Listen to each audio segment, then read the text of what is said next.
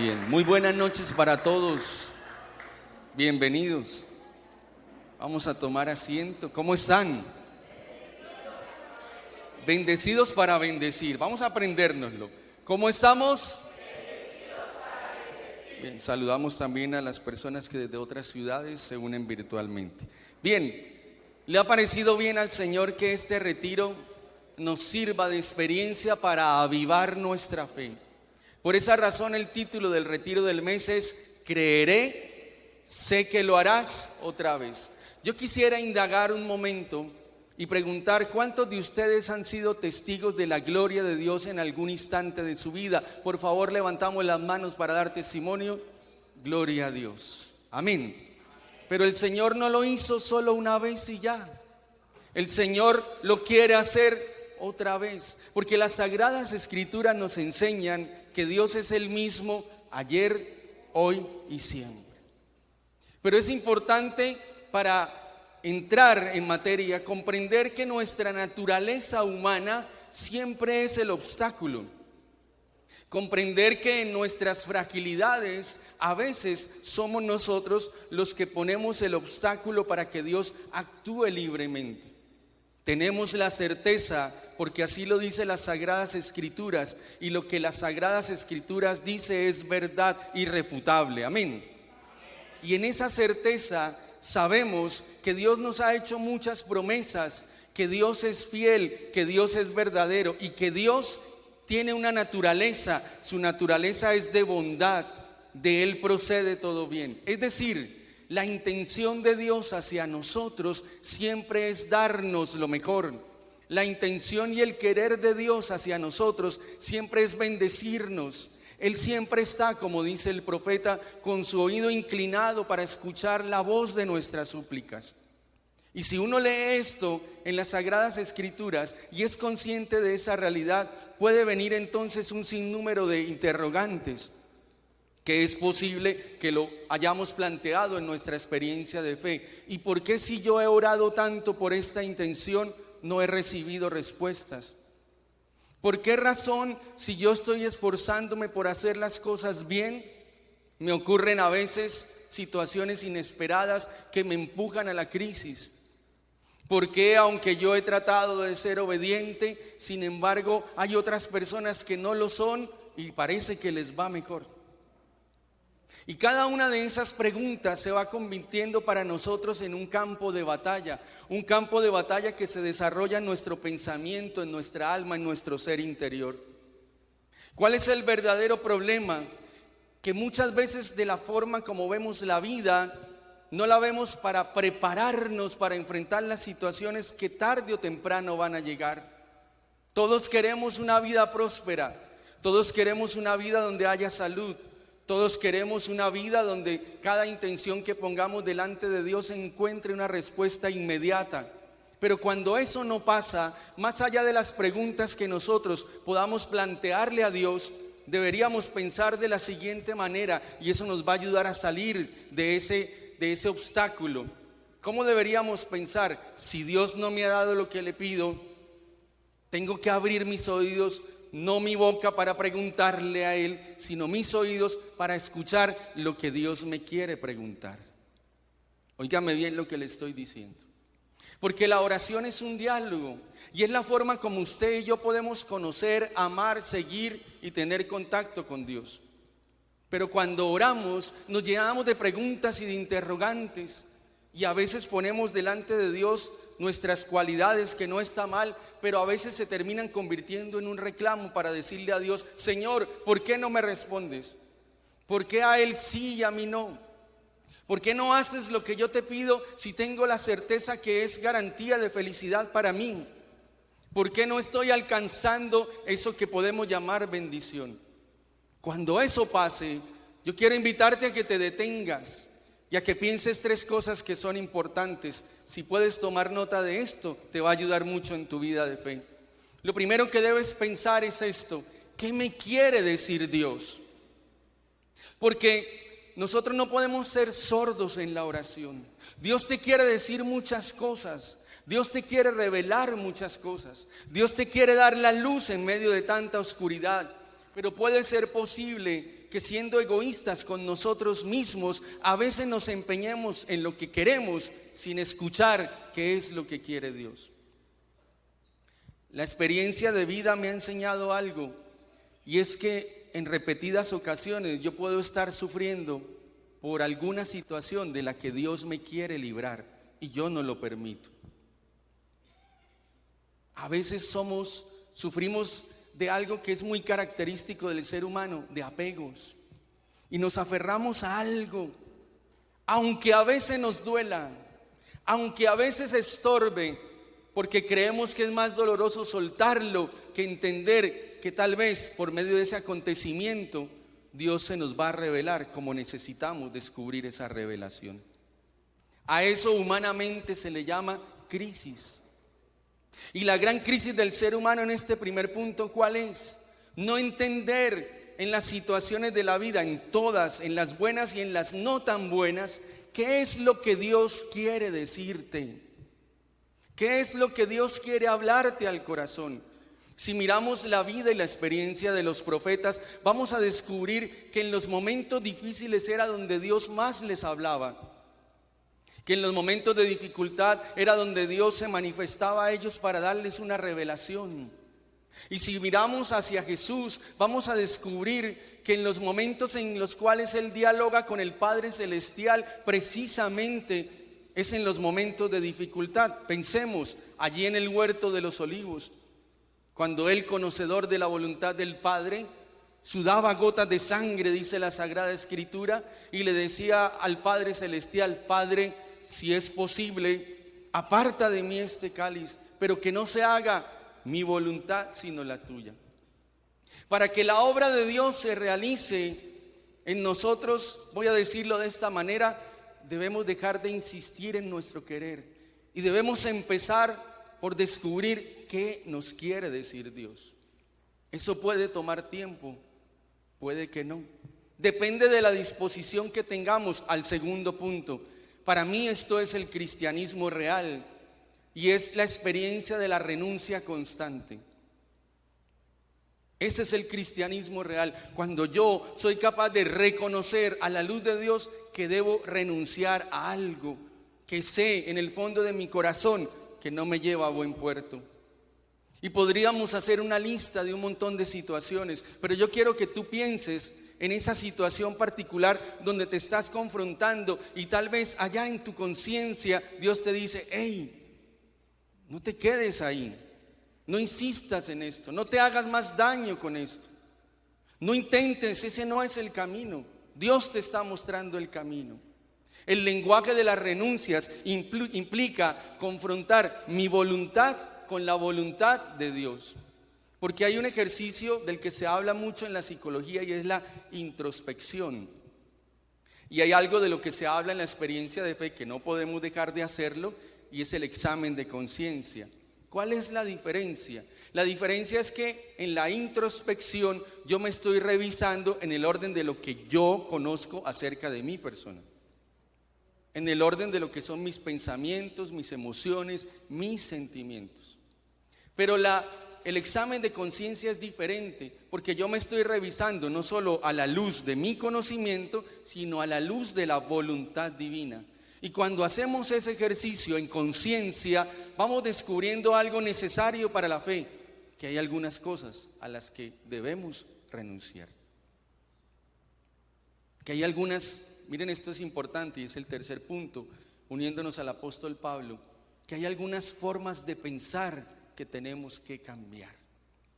¿Por qué la bendición de Dios no llega a nosotros si oramos, si tratamos de hacer la voluntad de Dios?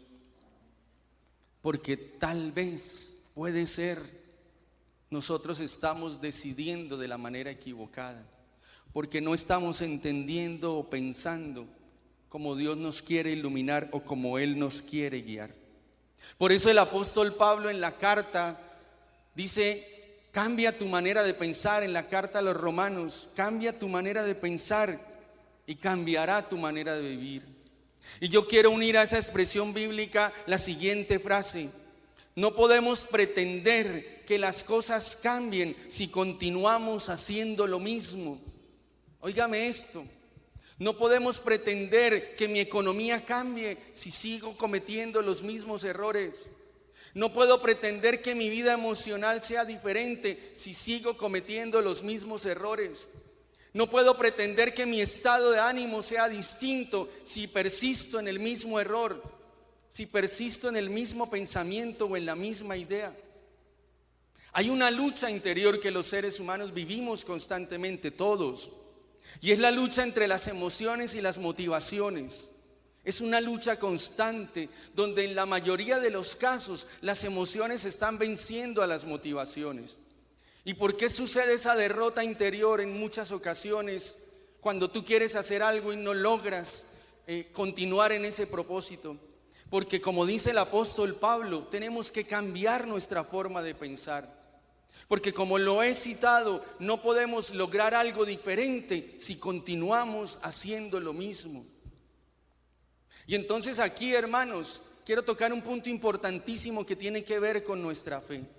Si esa fe que tú practicas, que tienes, no lo dudes, no dudes que tienes fe. Si esa fe que tú practicas no está logrando el objetivo, el propósito, la meta que tú quieres alcanzar, tienes que detenerte un momento, no renunciar a la fe, renunciar a lo que estorba esa sana práctica y pensar que tengo que cambiar. Donde hay que sumar algo que le enseña Jesús a Santa Faustina, una palabra tan necesaria, la palabra confianza. Pero la palabra confianza en labios de Jesús a esta bendita santa no es un don, es una actitud. Y aquí quería llegar para que nos cuestionemos todos y pensemos lo siguiente: ¿de verdad yo tengo actitudes de fe? ¿De verdad desde mi forma de pensar y sentir estoy construyendo actitudes de fe? ¿De verdad desde lo que pienso y siento todos los días me siento seguro de ese Dios al que amo? ¿De verdad estoy alimentando mi fe con los pensamientos adecuados? Oigan esto, una palabra importante: estoy siendo honesto en mi práctica de fe. Porque la fe nos dice lo siguiente, de acuerdo a lo que enseñan las Escrituras, allá en la carta del apóstol Pablo a los Hebreos: la fe es la certeza de lo que se espera. ¿Qué es la fe? No escuché, más fuerte. La certeza de lo que se espera. Y entonces aquí tú y yo debemos cuestionarnos y decir: ¿en qué está puesta esa certeza? ¿En qué o en quién estoy esperando? ¿En dónde estoy poniendo mi mirada y mi corazón? Porque yo encuentro tristemente a muchos católicos que llevan muchos años en la iglesia, los encuentro muy desanimados, muy tristes, muy asustados ante las noticias del mundo, muy tensos y preocupados, dándole autoridad al mal en su vida, muy empeñados en pensar que esto está difícil y olvidando que tenemos un Dios que nos ama, que es grande, que es poderoso y que cualquier cosa que permita será buena para nosotros. Amén. Hace días he venido pensando en una frase que he repetido y ojalá tú la puedas encajar de la manera correcta, y es que lo que sucede conviene para el creyente. Lo que suceda. Si tú le pides a Dios algo y no llega en el momento que esperas, es porque no lo necesitabas en ese momento. Pero no empieces a desfallecer, no empieces a darte por vencido. Tienes que renunciar a esa idea y tienes que empezar a cambiar tu forma de pensar. Un psicólogo decía, creyente además, decía que hay dos creencias que los seres humanos necesitamos. ¿Cuáles son esas creencias? Una creencia espiritual, usted y yo la estamos viviendo. Amén. Un aplauso para ustedes por eso.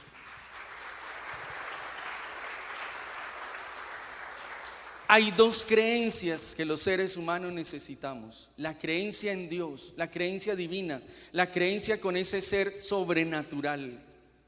Pero también hay una creencia que Dios nos invita, que Dios permite, que es real y necesaria para nuestra vida, y es la creencia en nosotros mismos. ¿Cómo es eso, Eduardo?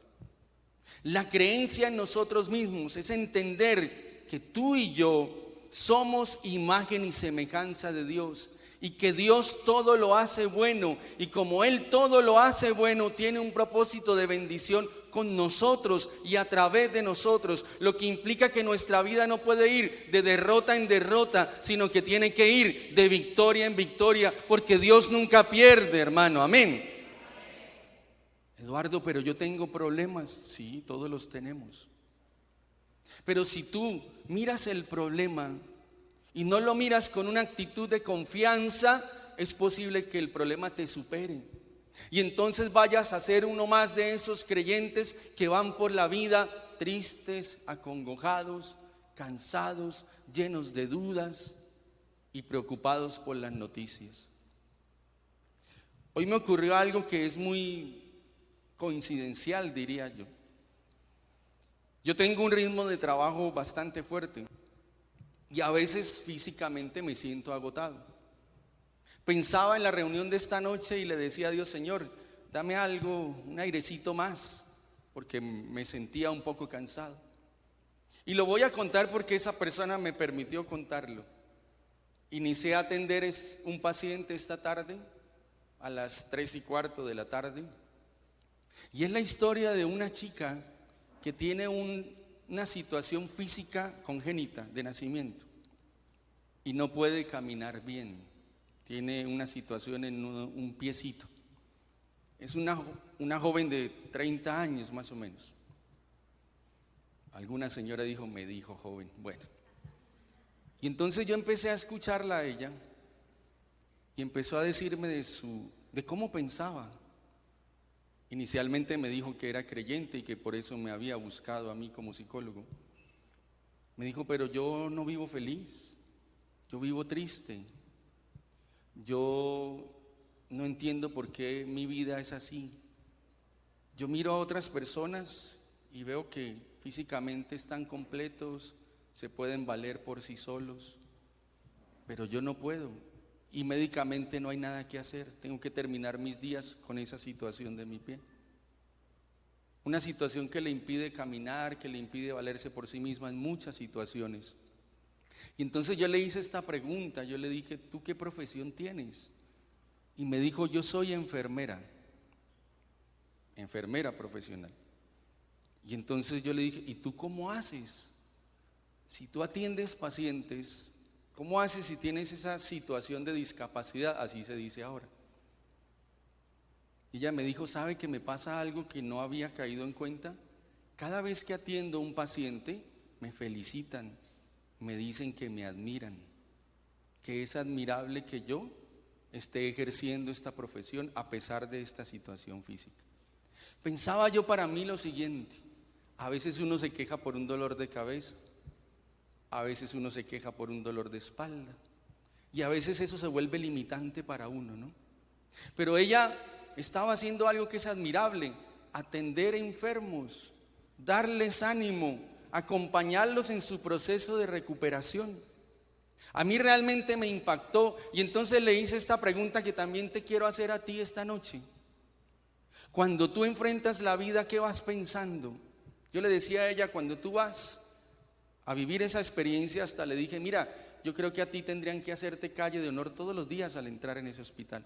Y entonces se fue animando y me dijo: y también sé manejar motocicleta. Qué bueno, estaba subiendo su ánimo. Y yo le dije: ¿sabes algo? Tú eres admirable, y se lo dije de veras de corazón. Pero yo le hice esa pregunta: ¿tú qué vas pensando cuando vas a enfrentar tu trabajo? Porque me voy dando cuenta que no había descubierto que allí te dan ánimo. Y ella me reitera y me dice: es verdad, no lo había notado. ¿Qué vas pensando? Y empieza a decirme lo siguiente, que es muy parecido a lo que nos pasa en la vida con respecto a la fe. ¿Será que sí me va a ir bien? ¿Será que la gente sí me va a aceptar? ¿Sí será que la gente me va a mirar bien o me va a mirar mal? Y uno a veces en la vida es así. Uno tiene situaciones diarias que enfrentar todos los días, amén. Pero uno va empezando mal, uno va pensando ya que no le va a ir bien. Y apréndanse esta frase que es cierta: tú eres el resultado de lo que tú crees. Tú no vas a lograr nada en la vida si no empiezas a creer que puedes lograrlo. Tú eres el resultado de lo que tú crees. Y Dios te dio esa capacidad. Además, eres creyente en Dios y tienes una fuerza adicional para enfrentar la vida. Y entonces empezó, siento yo, en esa atención Dios a tomarme y empecé a decirle un montón de palabras que yo sentía que no eran mías. Y le dije lo siguiente: mira, hay dos formas de ver la vida. Y yo quiero decirte eso también a ti. Una forma es haciendo constantemente la lista de lo que no me sale bien. Y tienes todo el derecho. Y hacer constantemente esa lista te va a llevar a perder de vista tantas cosas que en el día a día te están saliendo bien. Porque si haces el esfuerzo hoy, lo vas a descubrir. Yo te invito a que hagas esa lista. Hay cosas que nos golpean fuerte, claro, nos llevan a la crisis, pero además la crisis es una gran oportunidad. Porque yo le decía a esta chica: ¿sabes quiénes son las personas más admirables hoy día? Las que se paran delante de un auditorio y son un ejemplo de superación. Y yo creo, se lo dije a ella, que yo soy más discapacitado que tú, porque muchas veces teniendo mi cuerpo entero, yo me limito para hacer muchas cosas. Y la profesión de la enfermería no es una profesión fácil, y tú la estás haciendo. Es admirable, y en la distancia se merece un aplauso esa chica para la gloria de Dios. Amén.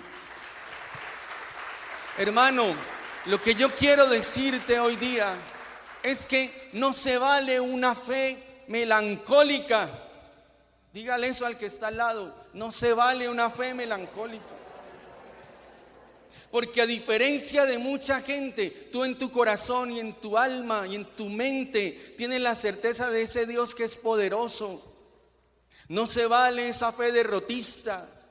No se vale esa forma de hablar de aquel que vive desconfiado. El Señor nos invita a que tengamos una actitud de confianza. Y una actitud de confianza significa siempre saber responder a las situaciones del mundo diferente a como responden los del mundo. Esa es la propuesta de Dios. Las malas noticias de hoy hacen que el 90% de la población esté preocupada. Tú no puedes formar parte de ese 90%.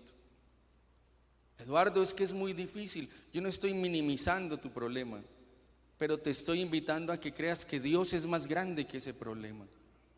Tú no puedes vivir preocupado porque la Sagrada Escritura en Primera de Pedro te dice: deja delante de Dios todas las preocupaciones.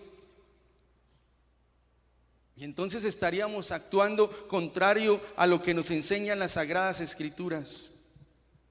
Y estaríamos cometiendo un gran error, hermanos. Ustedes todos tienen grandes talentos, todos, estoy seguro de ello. Dígale eso al de al lado: tú tienes grandes talentos. Todos tenemos grandes talentos, pero ¿saben que estamos cometiendo un error? Cuando tenemos esas dudas en la mente y en el corazón, cuando alimentamos las dudas, estamos violentando ese talento y le estamos dando más importancia a los problemas que a las soluciones. Yo creo que nada de lo que sucede en la vida es casualidad. Y si lo vemos de esta manera, vamos a descubrir grandes posibilidades para nuestra vida. Porque los momentos más difíciles de la humanidad se han convertido en la oportunidad para avanzar, para crecer. Es ahí donde ha habido una dificultad, que el hombre ha entendido algo importante, y es que no puedo seguir cometiendo los mismos errores. No puedo seguir usando el mismo método. Si no funciona, hay que cambiarlo. Si lo que estamos haciendo no nos está llevando a encontrar esa experiencia de ese Dios vivo, resucitado y poderoso que reconocemos en todo momento, algo no está funcionando bien dentro de nosotros. Les repito, no se vale una fe melancólica. Si nosotros vemos la historia de los profetas, si vemos la historia de los apóstoles, si vemos la historia de los santos, vamos a descubrir algo fundamental en cada uno de ellos, y es que en los momentos más difíciles es donde ellos más vieron la gloria de Dios. ¿Pero por qué pasó eso? Porque ellos no retrocedieron, porque ellos no se vieron a sí mismos vencidos en medio de esa circunstancia. Hermano, yo quiero decirte algo importante. Cuando tú tienes una crisis, Dios está forjando un plan de bendición en tu vida. Amén. ¿Lo crees? Amén. Y una muestra clara de eso es lo siguiente: si no hubieras vivido una crisis, no estarías acá. No estaría yo acá. Cuando tú vives una crisis, Dios está forjando, moldeando un propósito de bendición contigo.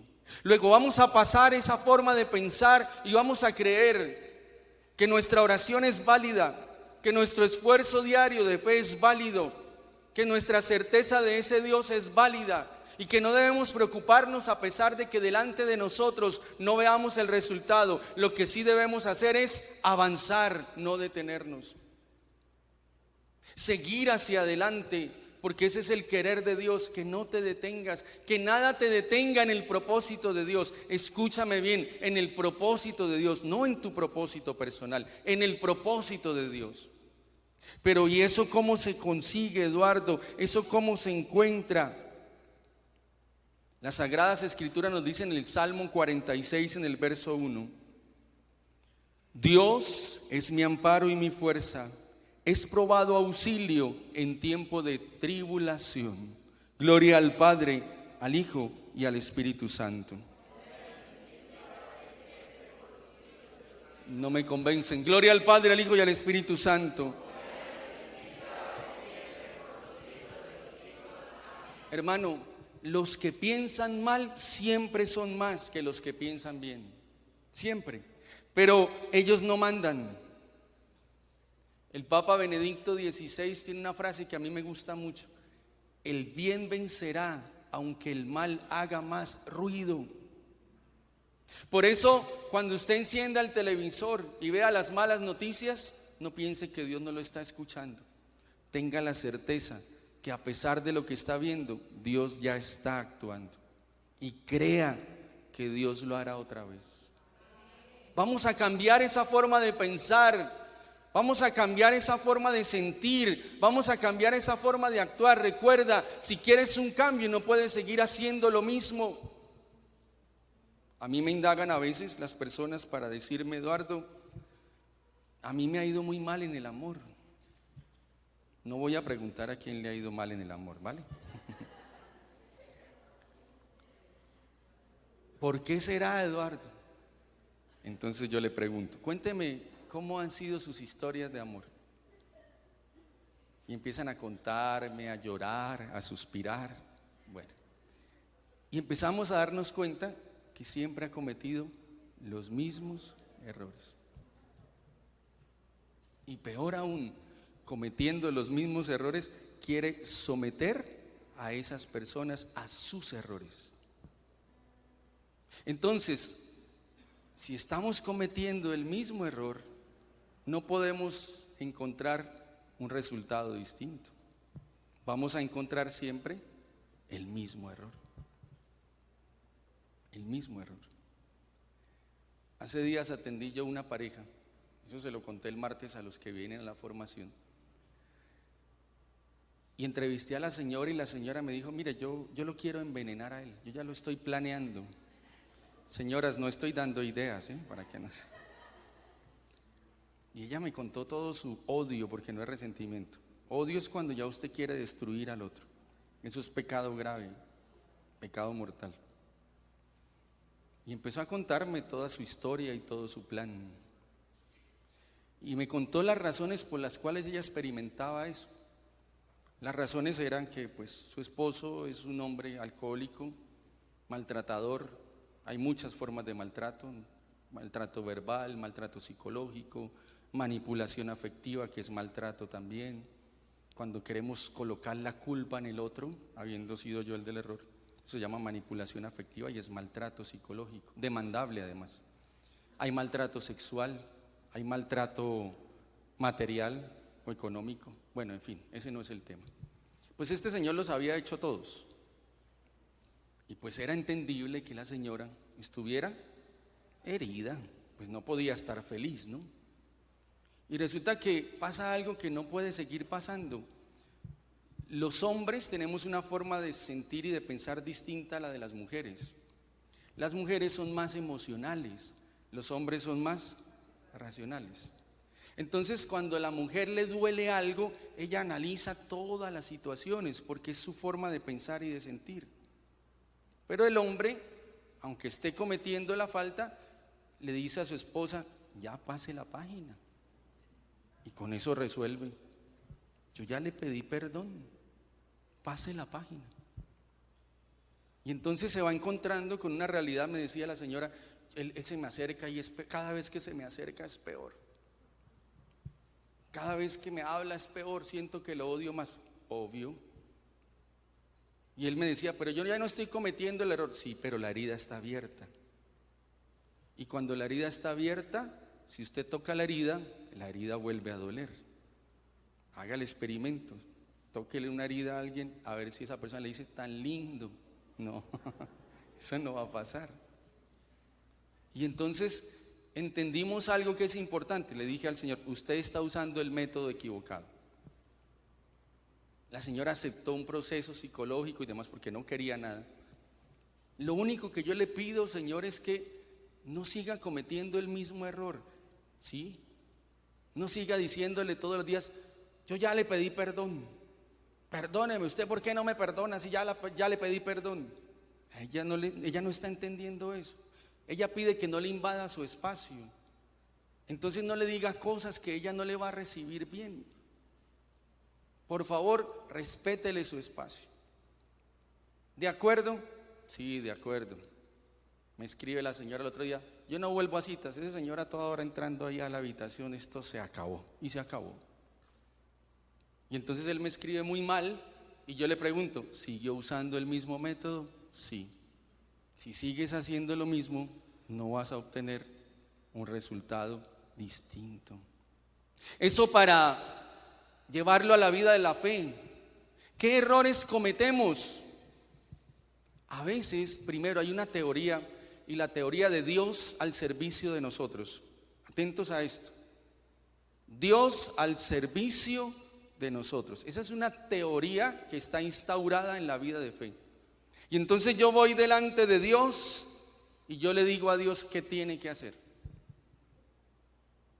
¿Sí han visto que eso pasa? No. Nos pasa.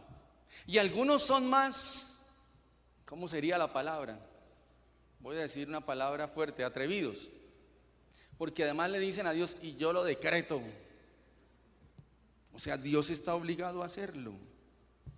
Es un error. Entonces es la teoría del Dios a mi servicio. Yo estoy orando, usted tiene que cambiar a esta persona, porque es que yo necesito que cambie para que todo esté bien. Pero si no pasa, es posible que Dios le esté diciendo: pero yo necesito que primero cambie usted. Dios al servicio de nosotros es un error.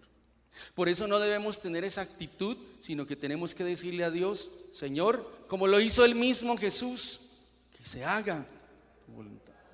Y eso no es fácil, hermanos. No es fácil abandonarse en Dios. No es fácil entregarle a Dios nuestra vida, porque a veces nosotros tenemos tantos apegos y tantos orgullos que creemos ser capaces con todo. Pero no es un Dios al servicio de nosotros, es nosotros al servicio de Dios. Y eso significa que si yo quiero blanco, yo le pido a Dios blanco, pero Señor, que sea el color que tú quieras.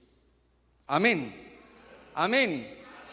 Eso no es fácil, hermanos, pero hay que hacerlo. Hay que educar nuestra alma para eso. Señor, yo quiero esta mujer, tú sabes que yo la quiero. Pero si no, no, porque Dios sabe por qué, no. Señor, yo quiero a este hombre, no. ¿Por qué? ¿Por qué no? Porque Dios responde sí, pero también responde no. O también responde después. ¿Cuánta gente me he encontrado yo que me dice: Eduardo, ¿usted se acuerda que oró por mí cuando yo tenía una tusa?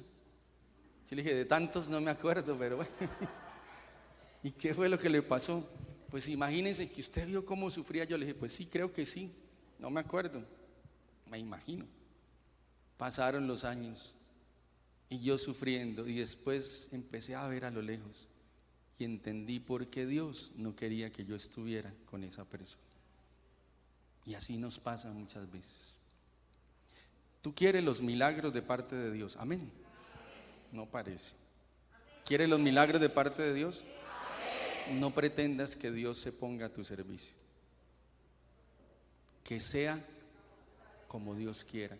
Hay un amigo sacerdote que falleció, un santico él. Lo conocí poco, pero nos fuimos muy amigos. Y él tenía una frase que a mí me encantaba. Él murió en la época de la pandemia, producto del COVID. Y él, enfermo, ya casi sin poder respirar, él encendía su celular y le hablaba a la gente. Y siempre decía esta frase: como Dios quiera, en el momento que Él quiera y de la manera que Él quiera. Como tú quieras, Señor, le decía. Como tú quieras, en el momento que tú quieras, de la forma que tú quieras. Y ese hombre era un hombre en el que Dios hacía muchos milagros. Vuelvo y les digo, lo conocí poco, pero nos hicimos muy amigos. En paz descanse.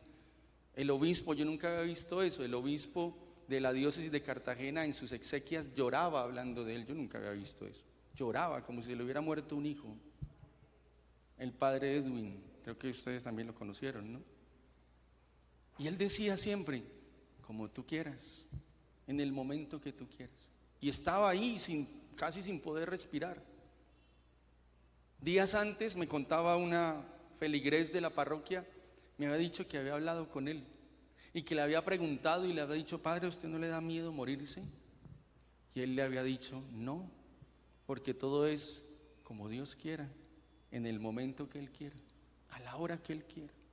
¿Acaso ustedes y yo podemos forzar la voluntad de Dios cuando Él dice que ni un pelo se cae de la cabeza si no es por la voluntad de Dios? No podemos hacerlo. Pero lo que sí podemos hacer para recibir ese caudal de milagros es con toda certeza, sabiendo que es lo mejor para nosotros: Señor, que se haga tu voluntad.